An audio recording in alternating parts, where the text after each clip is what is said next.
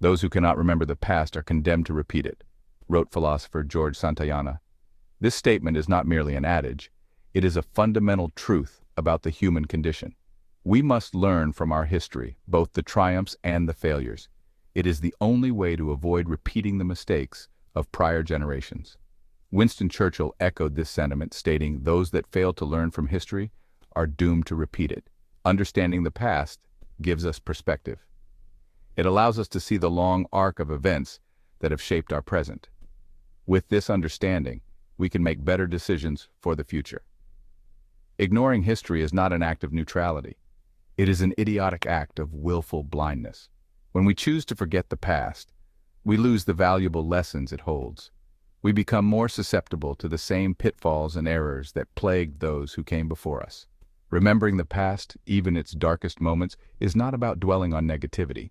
It is about cultivating wisdom. It is about recognizing the patterns of human behavior so we can strive for a better future.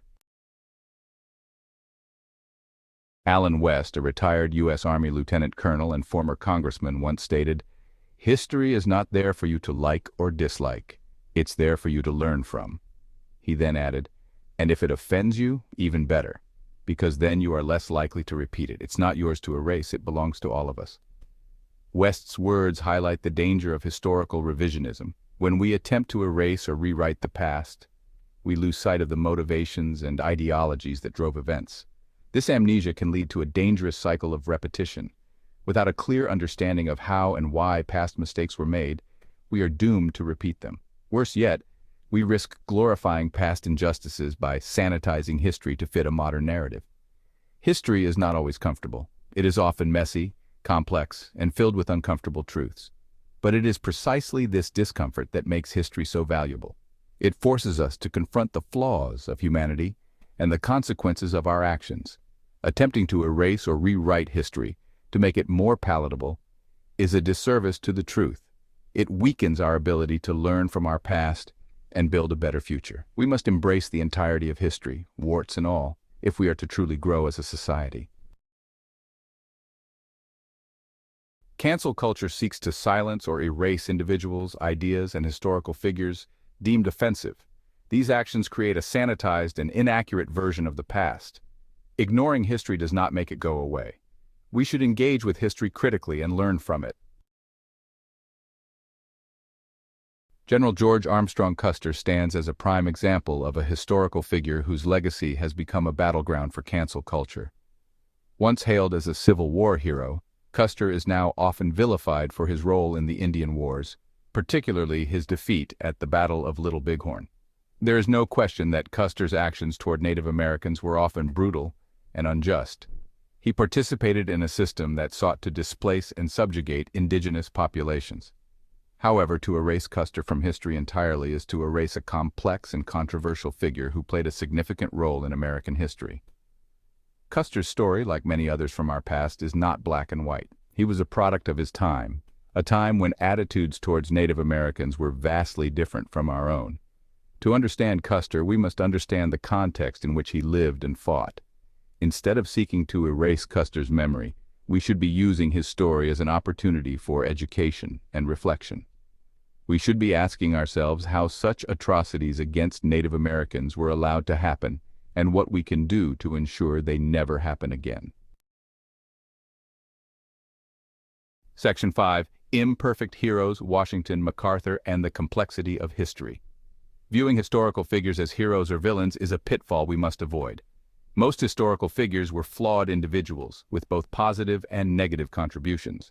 George Washington, revered father of our nation, was a slave owner. Douglas MacArthur, brilliant general, was removed for insubordination. These men were giants of their time, yet flawed. Acknowledging their flaws gives us a nuanced understanding of their legacies. Section 6. Confronting the Dark Chapters. Native American and African American Struggles. Perhaps the most important reason to remember history is to ensure that the injustices of the past are never repeated.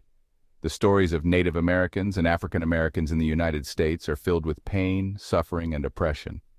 These chapters in our history are difficult to confront, but they are essential to remember.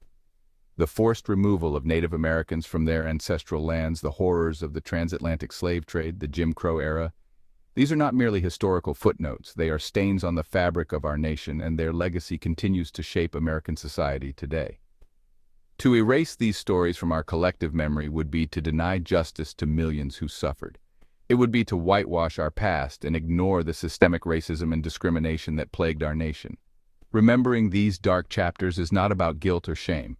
It is about acknowledging the sins of the past and committing ourselves to creating a more just and equitable future for all Americans. Section 7. Erasure breeds ignorance, not harmony. Some argue that erasing or rewriting history is necessary for the sake of unity and reconciliation. They believe that by removing reminders of past injustices, we can somehow move forward as a society without the baggage of history weighing us down. This argument is well-intentioned but ultimately misguided. Erasing history does not erase the pain or the legacy of past injustices. It merely sweeps them under the rug, allowing them to fester and grow in the darkness.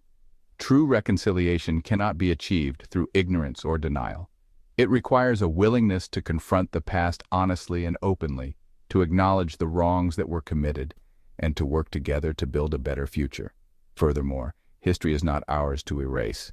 It belongs to all of us, and it is our duty to preserve it for future generations.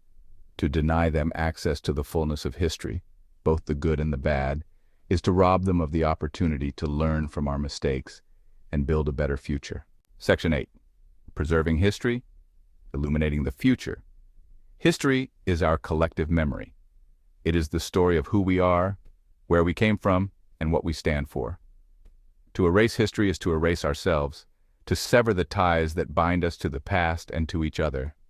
Preserving history is not about clinging to the past. It is about understanding the present and shaping the future. It is about learning from the mistakes of those who came before us, so that we can avoid repeating them. It is about celebrating our triumphs while acknowledging our failures.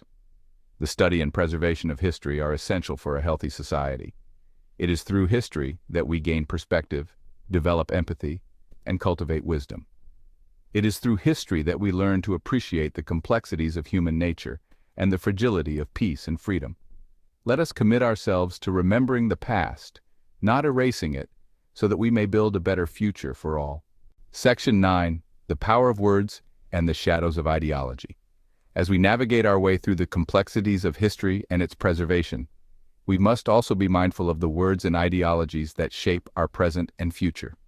Presidential candidate Kamala Harris has used the phrase several times, "What can be unburdened by what has been?" This phrase, while inspiring to some, carries deeper implications that warrant our scrutiny.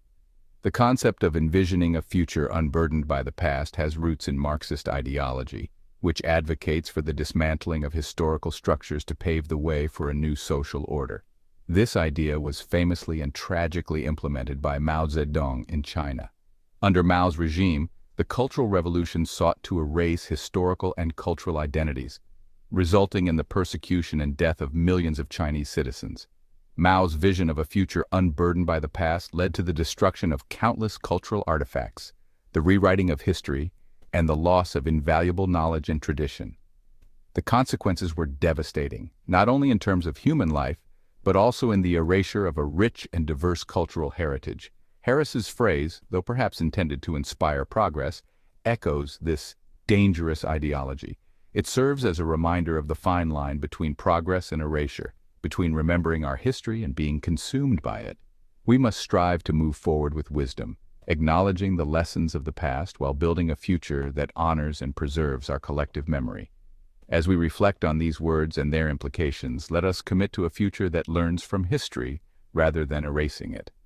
In doing so, we can create a world that is not only unburdened by the past, but enlightened by it, ensuring that the mistakes of those who came before us are not repeated and the triumphs are celebrated and built upon. The power of words and ideologies cannot be underestimated. They shape our perceptions, influence our actions, and ultimately determine our future. Let us wield this power responsibly, with an unwavering commitment to preserving history and illuminating the path forward.